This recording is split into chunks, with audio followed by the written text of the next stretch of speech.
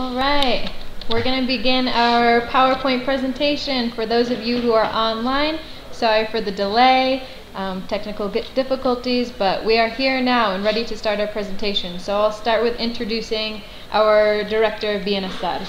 Hello everyone, my name is Diego Kitian, I'm the Wellbeing Director, and we want to say hello to all of you and welcome you to this webinar, which is like basically to contextualize you in all what you need to know about the Programa Formadores Nativos Extranjeros, which is like the English Teaching Fellowship Program.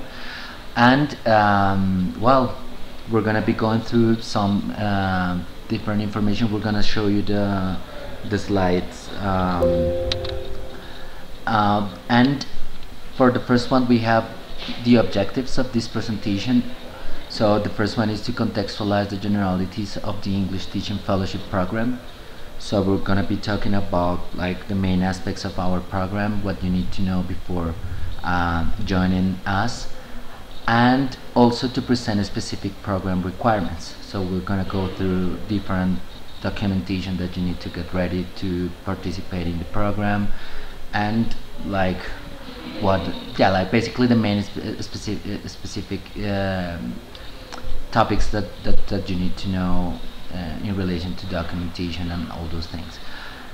We also are going to familiarize you guys with the processes that Lacoon will be assisting you with in the first weeks, which is basically about like what happens during orientation and once you're your first 2 weeks in region, okay?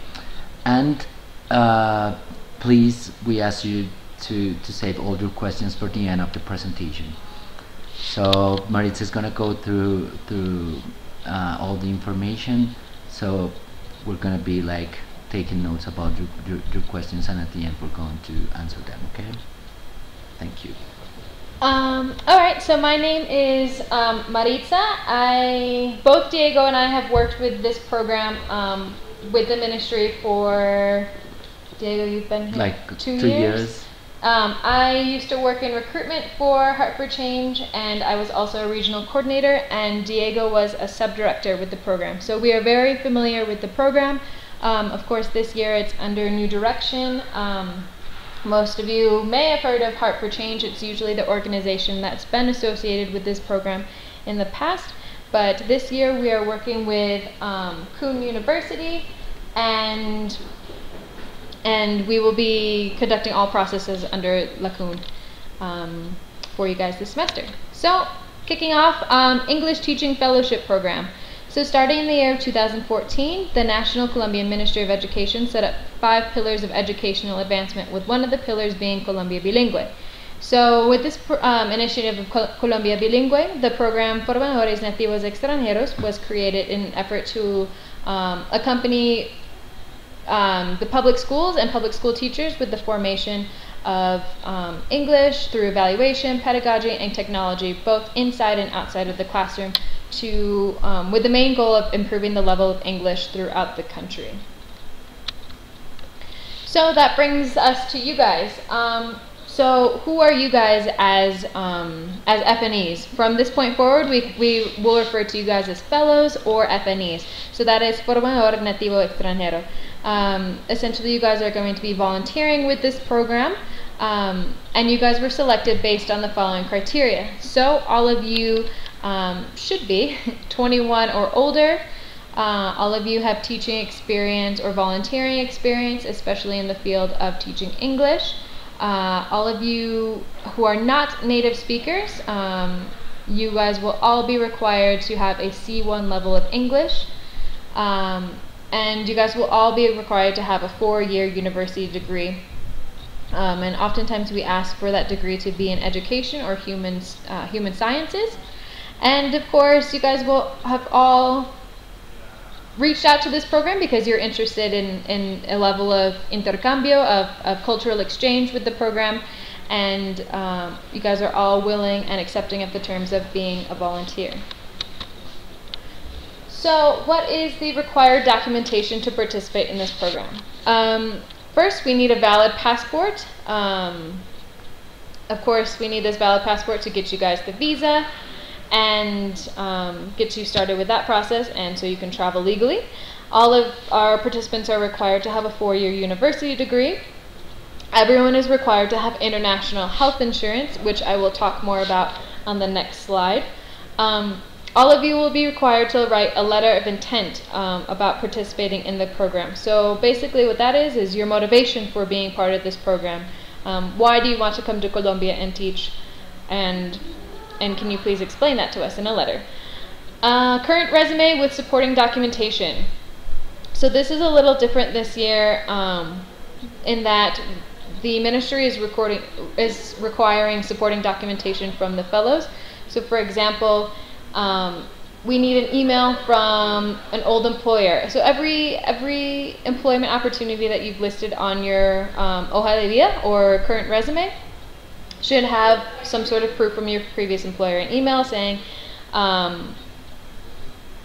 so-and-so worked for this amount of time in this position, and it doesn't have to be something super formal like a letter of recommendation, but it does have to be something that we can see and verify that you did work at the places you said you worked on your resume.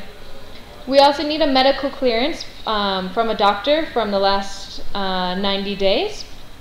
So basically what that means is you can go to an urgent care or any clinic.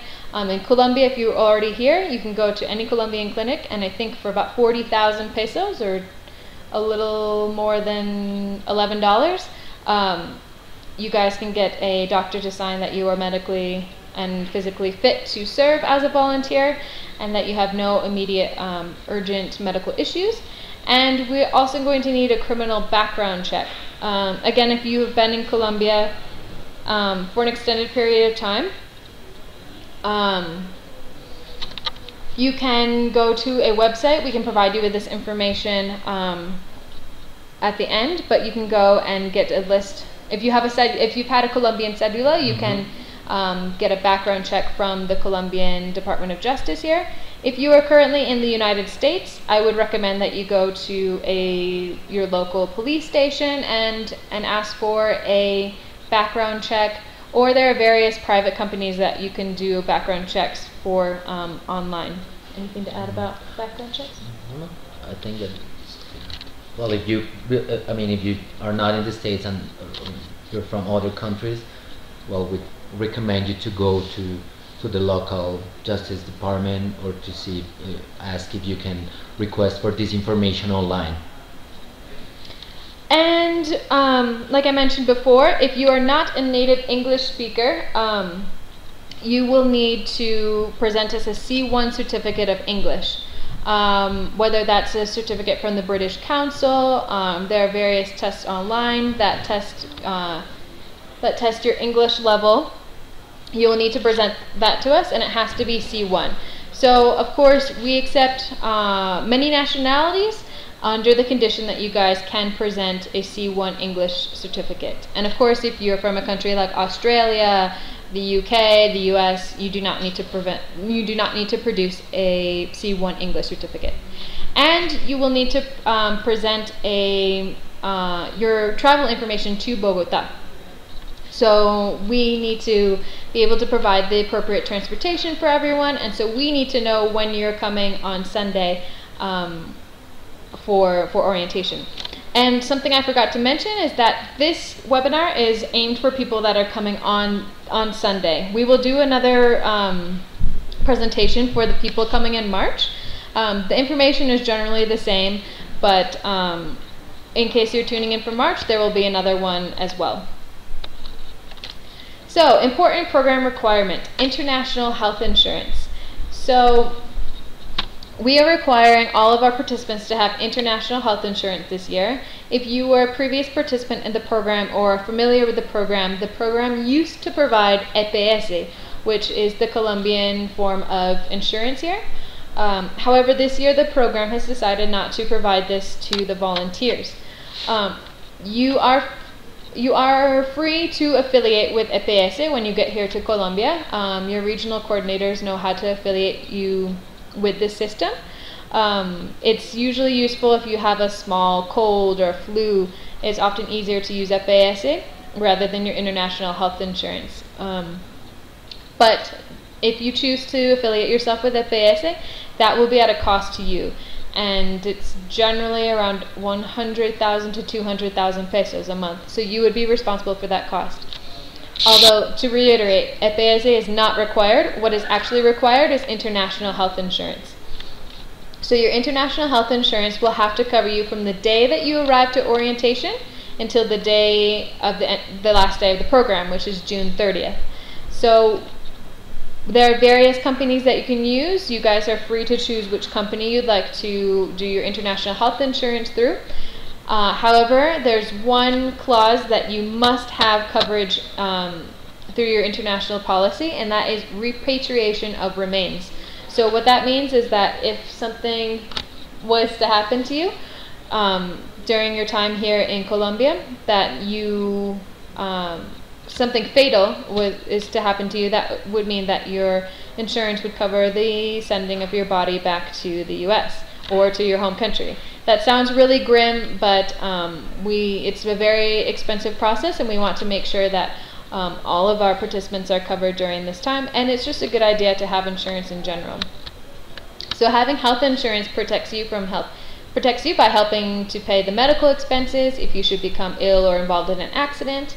Fellows have to buy and show proof of international health insurance prior to arrival. This is really important. It's a really important liability measure we need to take, and it's a requirement to participate in the program. So you must have this international health insurance before you come to Colombia or by the start of orientation. And again, coverage needs to be from the start of orientation until June 30th. So what are some of the benefits of the program? First off, we are a program that provides a TPV visa, which is a courtesy volunteer visa. In the past, it used to be a TP1 visa, but they overhauled the visa process this year in Colombia. So we will help you with that process. We actually just got many letters in from the Ministry of Education, so you can start on this process. And we will help you and provide you with a guidebook on how to apply for this visa. And then once you get the visa, you can apply for a Colombian cédula, which I will explain more on the next slides. When you arrive to your region, you will have, and at orientation, you will have the 24/7 support of a regional coordinator. And financially, you guys will be receiving a stipend of 1.550. This number is always, 1,500,050 million pesos. It's more difficult to say in English than it is Spanish.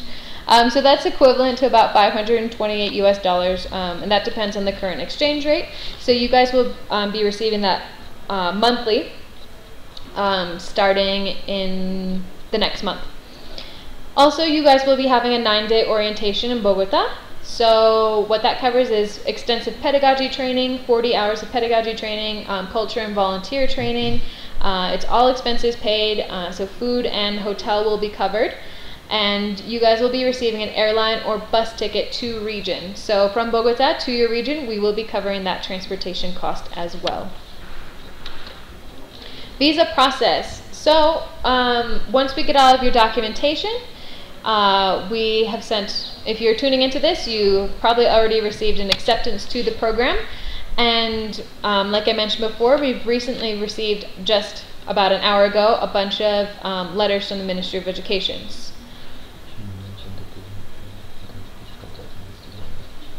So with the visa ministry letter, that is essentially an invitation letter verifying that you have been invited to the program, that we want you to come and teach as a volunteer with our program, and you will include that in your visa application process.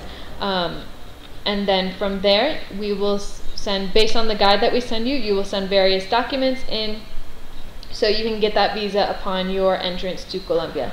And just a quick thing to kind of go back to documentation that I forgot to mention is that required documentation, we need physical copies of all of these documents. So we need a copy of your passport, we need a copy of your university degree. A lot of questions we get about this university degree are transcripts acceptable?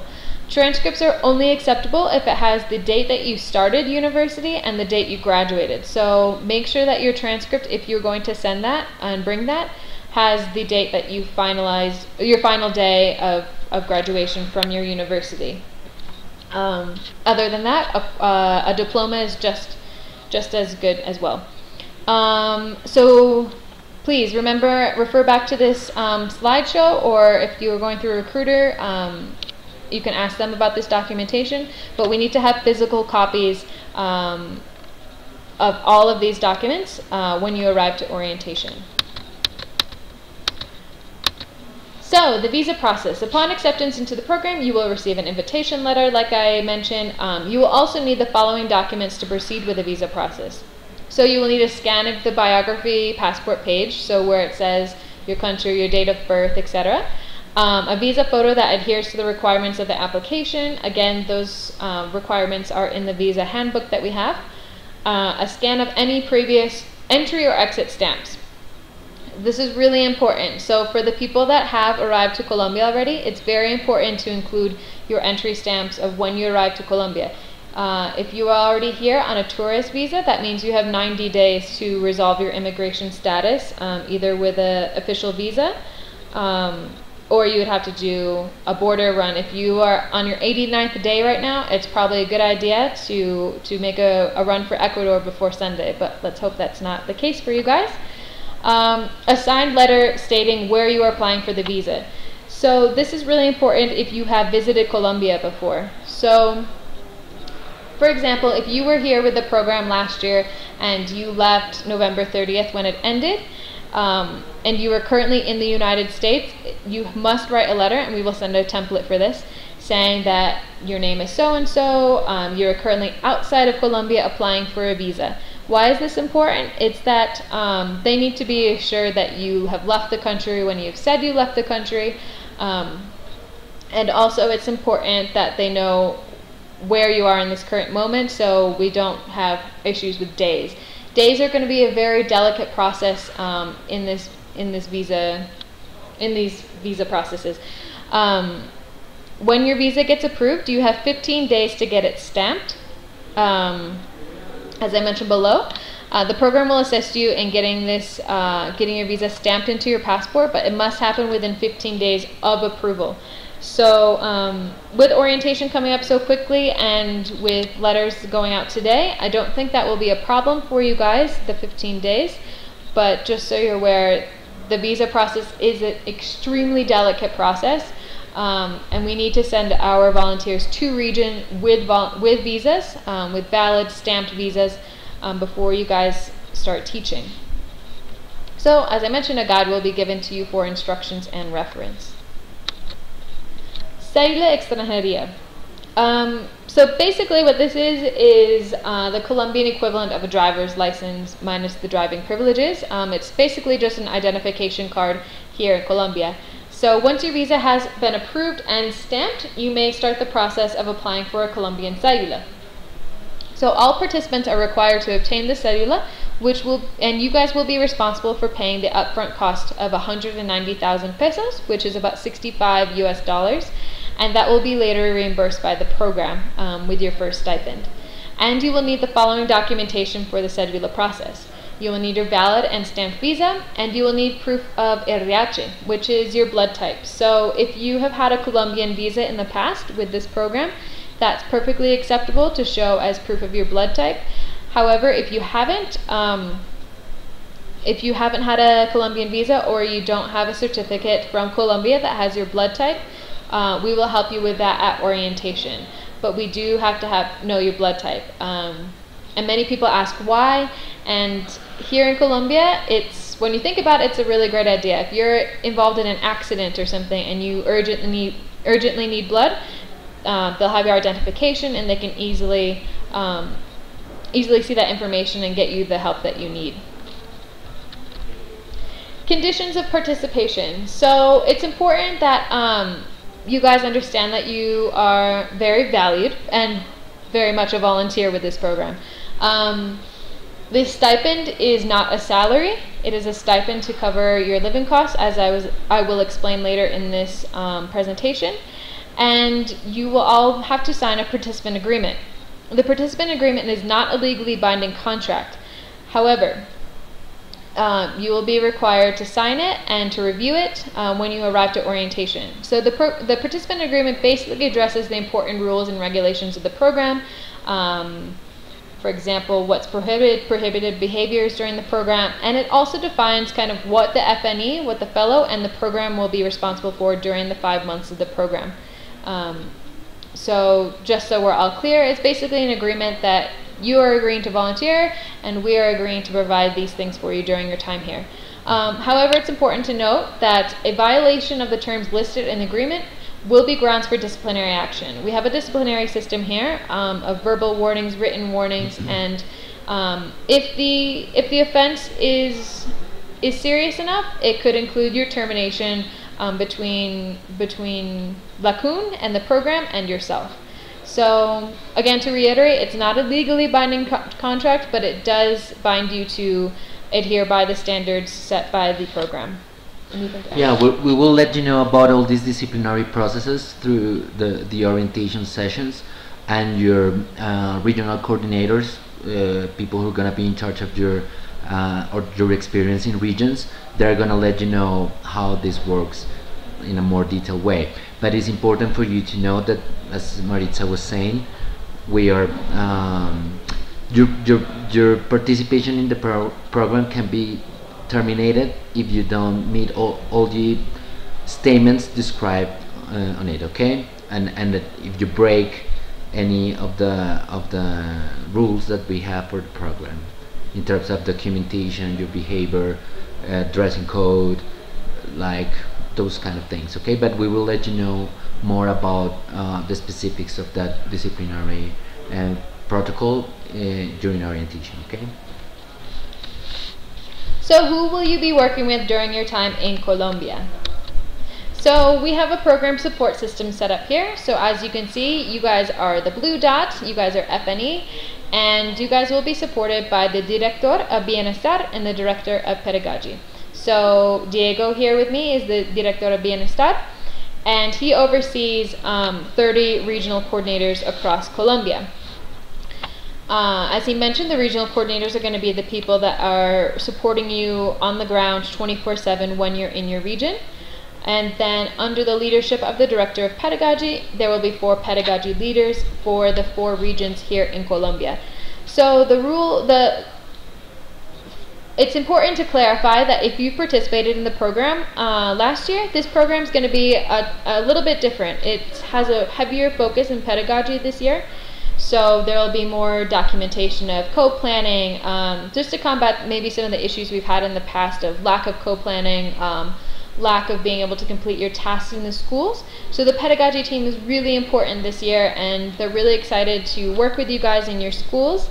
We are going to be having a pedagogy leader in Caribe, so any of the coastal areas, you'll be supported by a pedagogy leader. We will have a leader in Pacifica, which is Cali, Pasto, Ipiales, kind of the west of Colombia. And we have an Andina pedagogy leader, and she will be in charge of kind of like the center of the country, Bogota, places around Bogota, Boyacá. And then we have the Eje Cafetero Antioquia pedagogy leader, who will be helping in cities like Medellin, suburbs of Medellin, and Eje Cafetero like Armenia, Manizales, Pereira. So they're all going to be supporting you within your schools, and then the Bienestar team is going to be supporting you in what happens outside of the school. They will still be involved of your well-being inside of the school, but most of their tasks come for when you are outside of the classroom. Well, as Maritza was saying, it's important to know that the connection between you guys and the pedagogy leaders and our team, that is Maritza and I, the Bienestar, is going to be through the regional coordinators. Okay, so they're going to be the ones in charge of all your process in both sides, like in both components, like Bienestar and pedagogy. Okay, so everything you report, any incident, any emergency, as she was saying, is going to be communicated through the regional coordinator, who's going to be your first contact. And so it's important that you have good channels of communication with them. And as soon as you arrive in region, they are going to be your support 24/7. Okay. So, pre-Colombia arrival. This is a big one we get a lot of questions on, and that's program dress code. So, here I like to describe the dress code as kind of business casual. As you can see in the picture here, shorts are a no in your school. Of course, some of you may be in very hot regions, Cartagena, Barranquilla, Monteria. However, it's important to note that Colombians are very particular with their style here, and shorts is an immediate red alert to foreigner. It's considered that it's not the most professional of looks. So we ask that for males, no shorts in the schools, sandals, no. Have a nice pair of closed-toed shoes, a nice pair of slacks. They can be light khakis or something. That's totally fine, but we want you guys to look presentable within your school communities. You guys are going to be colleagues of the school. We don't want you guys to look like backpackers fresh off the Inca Trail. We want you guys to look like professionals, because that's what that's how the students are going to look up to you as professionals, and we want you guys to maintain appropriate appearance and a professional appearance. Well, it also depends on the region you're assigned to. Well, because you know that here in Colombia we have like regions with a variety of different weather, but it's important that no matter how hot the region is, you will have to dress according to like what your role is going to be, which is like basically a teacher you're gonna be teaching the students in a classroom. So it's important that you don't wear shorts, that you don't wear sandals, and that you up accordingly to what the environment or the context of your role is going to be.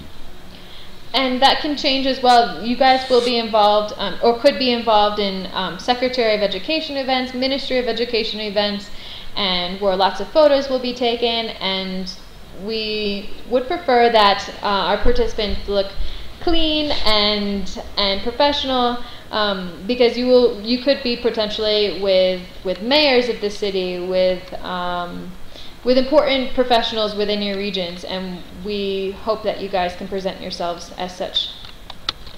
So for girls, it's the same idea. We understand that it's going to be hot. Dresses are acceptable within your schools, but please be conscious of what you're showing. If you're showing a lot up top or on the bottom, that's going to be a problem. So we just ask that you use your best judgment. I always say, like, would you wear it to your grandma's house for dinner? Just be really aware. You're going to be working in public high schools with a bunch of adolescents, and the last thing they need is just one other distraction within their school community. So we ask that you use your best judgment on dressing. Wear comfortable shoes, wear comfortable clothing, and please look professional. So this is just kind of a chart of do's and don'ts.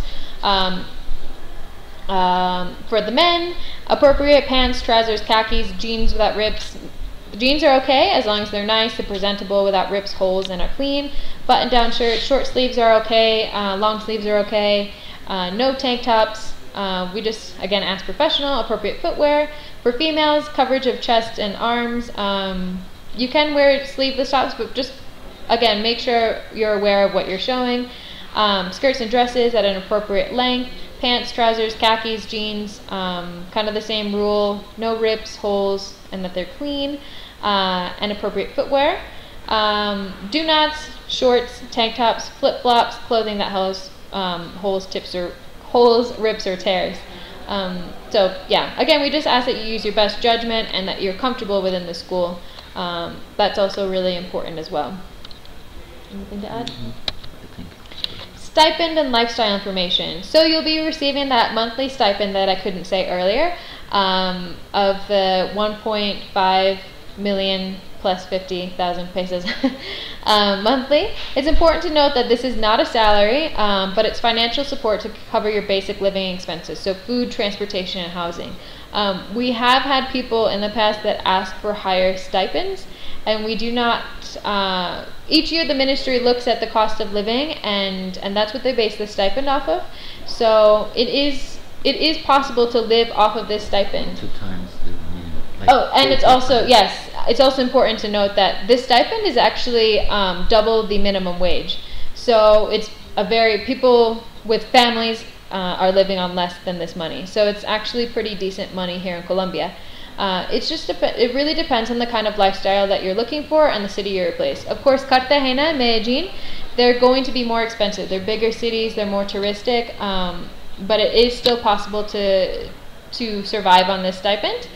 And the stipend is not meant to cover debts from home, your travel within Colombia, social events, if you're going out for drinks every night. That's not what the stipend is for, and it's not for your international health insurance either, and it's not for EPS, which, as I mentioned, is not included this year.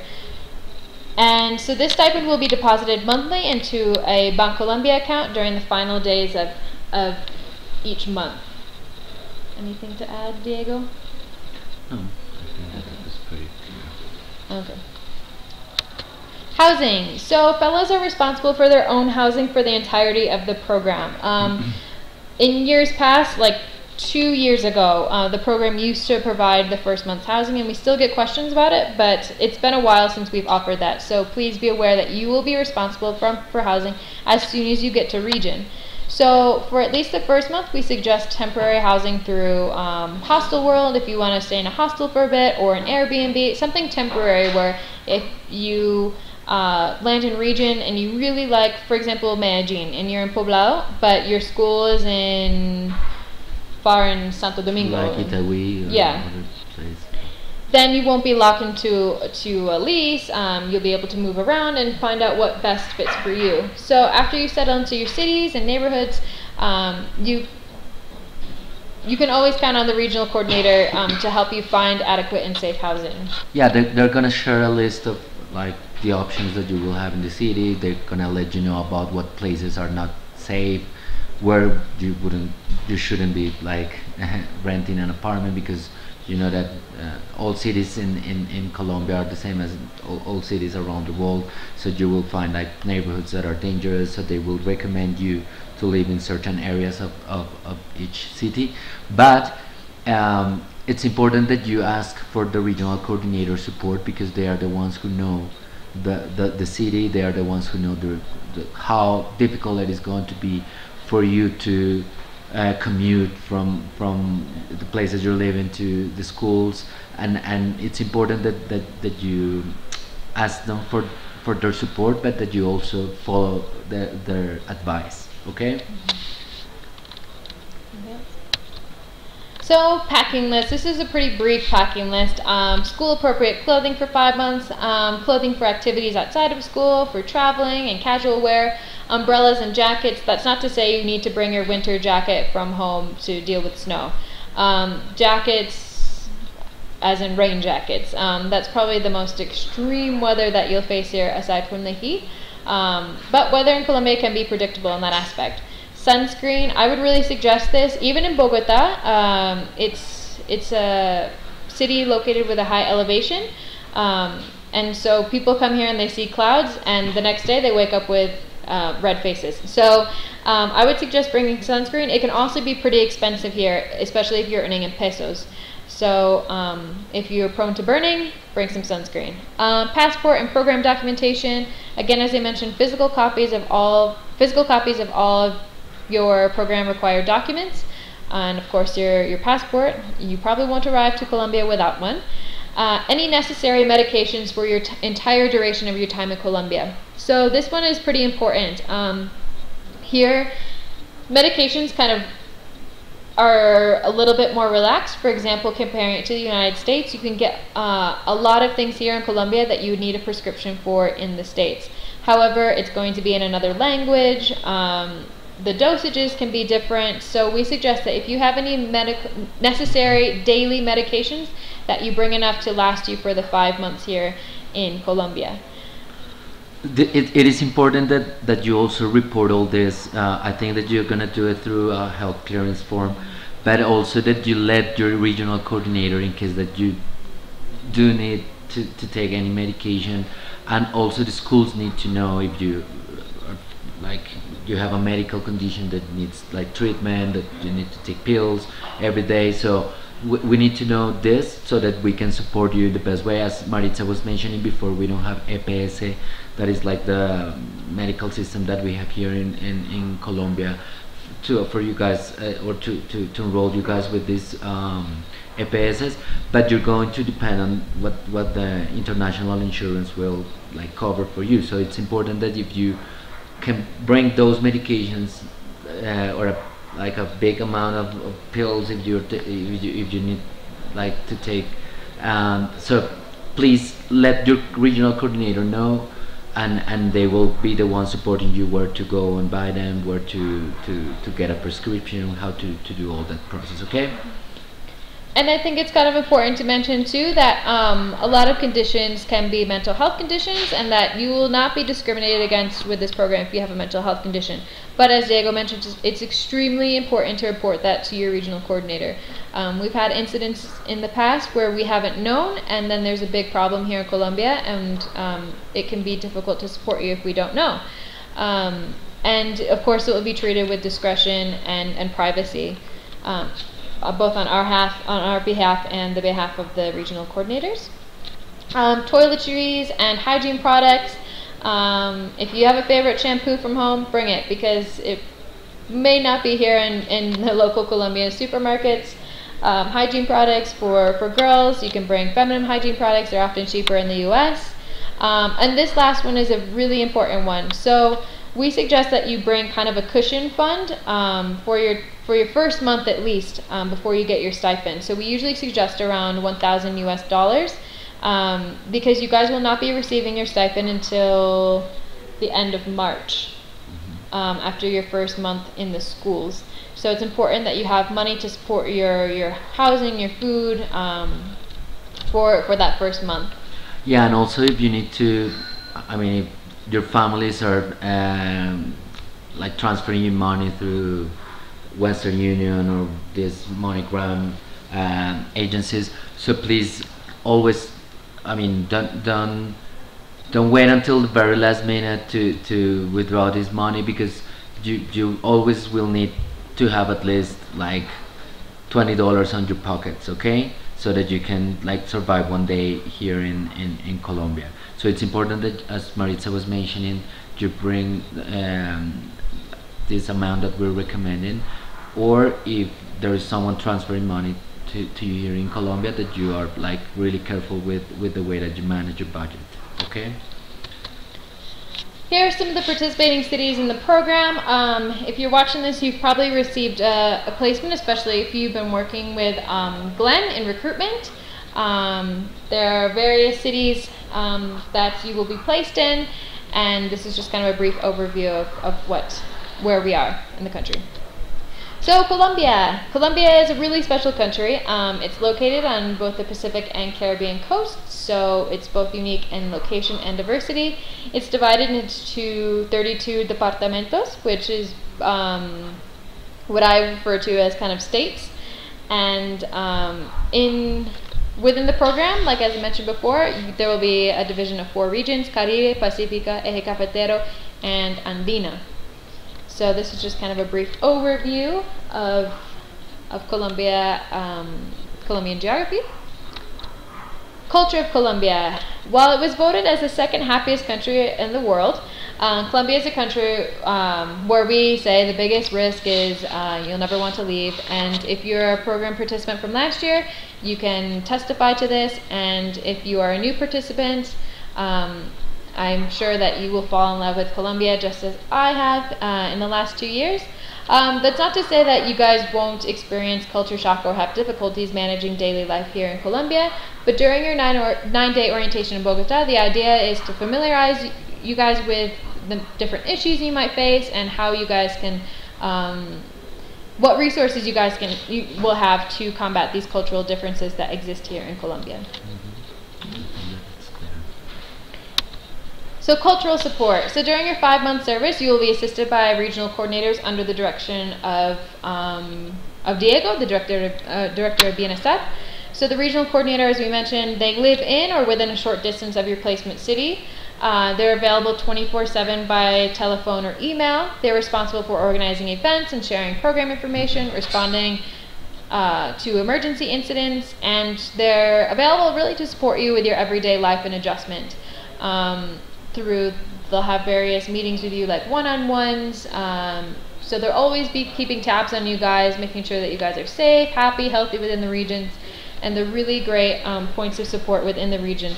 All of the regional coordinators are required to have a year of experience within their cities. So even if you have a regional coordinator that's from London, chances are they know a great deal about Colombia and specifically that city. And we also have various Colombian regional coordinators, and they are tremendous assets into helping you understand the culture here in Colombia as well. Okay. Also, they are going to be in charge of the regional coordinators are going to be in charge of like support your performance in the school. They're going to have meetings at the school. They're going to help you out with the methodology that we use, that is co-teaching and co-planning. So they will guide you in that process with a pedagogy leader support. So they will give you like advice for what material you can find for certain activities that you want to have in the classroom. Remember that the main objective of this program is that you support Colombian teachers and that students learn English, right? So they're gonna be supporting you on the well-being component, but also in the classroom. So everything that you do is going to be supported by them, and also everything you do, you have to report it to your regional coordinators. So it's important that you know that it's going to be your guide here in Colombia, but also the person who's going to be in charge of your whole process and the whole participation that you have in the program. Okay. And Colombia in the news. So while Colombia is often portrayed as a dangerous country of drugs and kidnappings, the country has recently started to shed its old image and it has emerged as a symbol of peace around the world. There was a historical peace agreement in 2017, and currently the country remains largely unaffected by the previous conflict that was here in the country. We'll talk more about this and familiarize you guys with the peace process here in orientation. And really the idea of this program is it's a government-funded program, and it's aimed to inspire peace through education. And so with that, the program assures the safety of all of its participants, and we provide extensive support measures to all of our participants to keep you guys safe and happy here in Colombia. So program life within the schools. With the current education initiative, some schools have transitioned to Jornada Única, which is a traditional all-day schedule for all the grades. So it's kind of like a typical, what you might find in a school in the US, from 7 to 3 a.m. Oh, 3. I have 3 a.m. and 3 p.m. Only 8 hours of school, don't worry.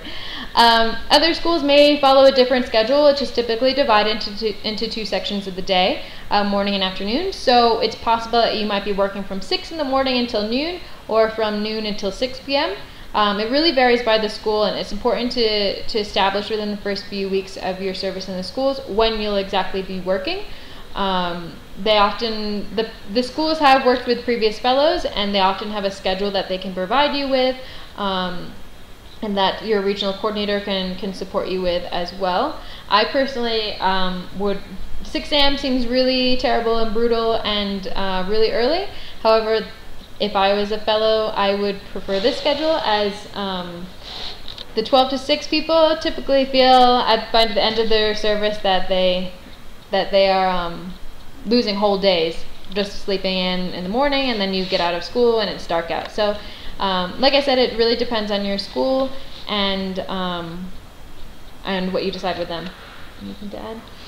Well, I think that as soon as you get your school assignation, or assignation, you will be able to start searching like all these aspects about the school, like the schedules. But basically, no matter, I mean, here it's been mentioned that the schedules in Jornada Única go from 7 a.m. through 3 p.m. Well, it doesn't mean that you're gonna be teaching like the whole day without non-stop. So it means you will be having like shifts, probably 2 hours or 1 hour shift, and then you're gonna have a break, and then you're gonna like start teaching again. Probably you will be in the school the whole day, but you're not gonna be teaching all day long. Okay, like in that schedule. Okay, that's the only thing. Okay, good. So this program primarily focuses on the English and cultural development of the following grades, 9, 10, and 11. So it's focused towards high school age groups. However, we often have people asking if it's possible to work with lower grades. If for some reason that your scheduling doesn't work out to work with all 9, 10, 11, we do allow you guys to work with 6th, 7th, and 8th grade. That's traditionally what happens, but it's important to focus that the main priority is 9, 10, and 11. You might have to work with primary schoolers in case that the school doesn't find like a space for you in 8th, 7th, and 6th grades, but those are the priority. Our priority is high schoolers, the ones that are in 9, 10, and 11 grades. But because of the problems with the schedule, sometimes teachers have, or the co-teachers that you're gonna have the same class at the same have English class at the same time. Then you will have to like find a space for you to teach and to fulfill all the hours that you're supposed to be teaching during a week. Okay. So what is the teaching schedule that is expected from fellows? So you'll be co-teaching in the classroom 24 hours per week. You will have a cultural hour, which you can design with your school. Maybe it's a conversation club, maybe it's an art club or something cultural where you can deliver lessons in English outside of the co-teaching classroom. One teacher hour, we ask that you try and help. In certain schools, you will be helping the teachers as much as the students. It's very possible that your teachers will have a very low level of English, even though they're technically English teachers. So it's really important that there's time for you to support them as well, and they're really eager to learn and really excited about having native English speakers. It's a great opportunity for them as well. And co-planning with your teachers. So you will have to co-plan 14 hours, and within those 14 hours, 2 of them must be having direct planning contact with your co-teacher. So sitting down and reviewing lesson plans, reviewing what you guys are going to bring to the classroom, and then you will have to plan outside of that as well. So what it means is that in those 14 hours you can like plan, bring activities, like have a structure for some of the activities that you're going to be teaching with your mentor or your co-teacher or co-teachers. So it doesn't mean that you're going to be like co-planning all these hours. It means that you are going to have these 14 hours for you to get ready for those 2 hours in which you're going to sit down next to your teacher, and you're going to like agree on what activities and what strategies you're going to be using to teach the lesson. Talking about the cultural hour, it is important that if you have any specific skill, like for example you're good at sports, you also play musical instruments, you can use those skills you have and share it with the students and find a way in which you're going to be teaching English to your students. Or because in the cultural hours people from the school can also attend, like probably people that work at the cafeteria, or maybe security guards, or maybe it's not only for students, but also if people from the administrative department at the school wants to participate. We have had fellows who had, for example, basketball teams, and they were teaching the students vocabulary in relation to the game, those kind of things. So it's like the invitation is for you to like identify what skills you can share with the students or with people at the schools, and then take advantage of that. So here's kind of a graphic of supporting school actors. So there will be the principal, or what is called the rector in the school.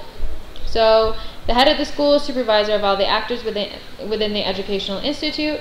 They're often a little less involved than the other school actors. They may not always be there all of the time. You probably will have pretty limited contact with them. There will be the academic coordinator, the coordinador académico, which is the head of scheduling and discipline within the school. So they'll be the ones that will really be helping you within the first weeks, and oftentimes if there are discipline issues within the classroom, they will be the ones to take care of that rather than the principal.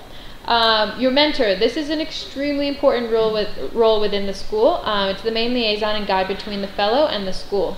So you're going to have an extremely close relationship with them. They're going to be the ones that are in charge of familiarizing you with the school. With any questions you have, you can go to your mentor. Any issues you have, your mentor can help you. And then we move on to co-teachers, so profesores in the school. So this will be the teacher that you will be assisting directly with in the classroom. So it's important to note that your mentor can also be your co-teacher. You won't always work with your mentor, but it is possible that they are your co-teacher as well. As we mentioned before, the pedagogy leader, they are a program contracted leader, so they're contracted by LACUN to assist fellows with pedagogical strategies and collecting evidence and documentation of pedagogy within the schools. And then, of course, your regional coordinator, which will assist in evidence collection and pedagogy and assures the well-being of fellows inside the school communities.